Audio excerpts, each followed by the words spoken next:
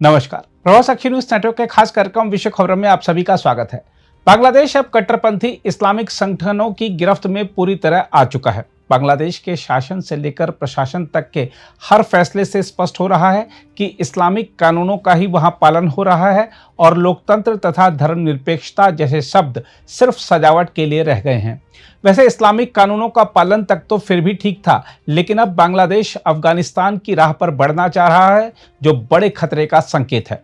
हम आपको बता दें कि बांग्लादेश में कट्टरपंथियों की ताजा कार्रवाई के तहत जमात चरमोई नामक संगठन के शीर्ष नेता मुफ्ती सैयद मोहम्मद फैजुल करीम ने खुला ऐलान कर दिया है कि उनका संगठन बांग्लादेश को तालिबान शासित अफगानिस्तान की तर्ज पर इस्लामी राज्य में बदलना चाहता है। यह बयान न केवल बांग्लादेश की धर्मनिरपेक्षता पर हमला है, बल्कि दक्षिण एशिया में बढ़ते कट्टरपंथी उभार का भी संकेत देता है।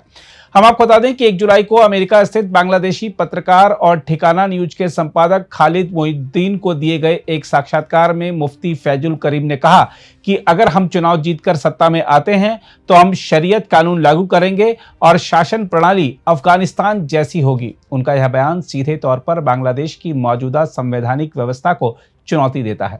हम आपको बता दें कि अफगानिस्तान की तालिबानी शासन व्यवस्था को दुनिया भर में अल्पसंख्यकों, महिलाओं और असहमति रखने वालों के दमन के लिए जाना जाता है। उस मॉडल का बांग्लादेश में प्रचार करना केवल धार्मिक कट्टरता को वैधता प्रदान करता है।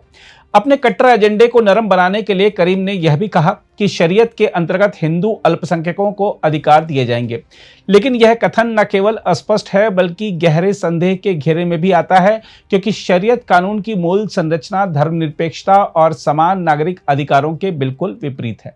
हम आपको यह भी बता दें कि बांग्लादेश के इतिहास में ऐसे प्रयास पहले भी देखे गए हैं, जब अल्पसंख्यकों को धार्मिक सहिष्णुता के नाम पर दबाव का सामना करना पड़ा।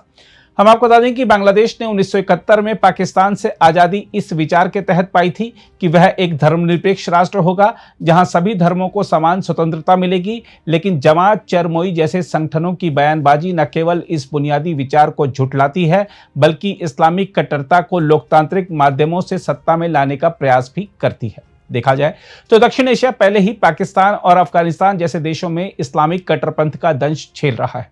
अब यदि बांग्लादेश में भी यही वायरस फैलता है तो यह न केवल क्षेत्रीय शांति को खतरे में डालेगा, बल्कि भारत सहित पूरे उपमहाद्वीप के लिए एक सुरक्षा चुनौती बन जाएगा। भारत के साथ 4096 किलोमीटर लंबी सीमा साझा करने वाला बांग्लादेश यदि तालिबानी राह पर बढ़ता है तो इससे सीमा पार आतंकवाद, शरणार्थी संकट और सांप्रदायिक तनाव जैसी कई समस्याएं उत्पन्न हो सकती हैं। बहरहाल, जमात चरमोई जैसे संगठनों का राजनीतिक रूप से सक्रिय होना और खुलेआम तालिबानी शासन की वकालत करना एक गहरी चिंता का विषय है। यह केवल बांग्लादेश के लिए ही नहीं, बल्कि समूचे दक्षिण एशिया की स्थिरता के लिए एक चुनौती है।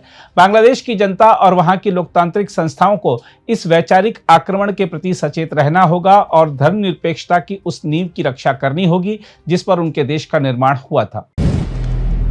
अगर आप भी लेना चाहते हैं देश दुनिया की तमाम जानकारी तो आज ही सब्सक्राइब करें हमारे चैनल को।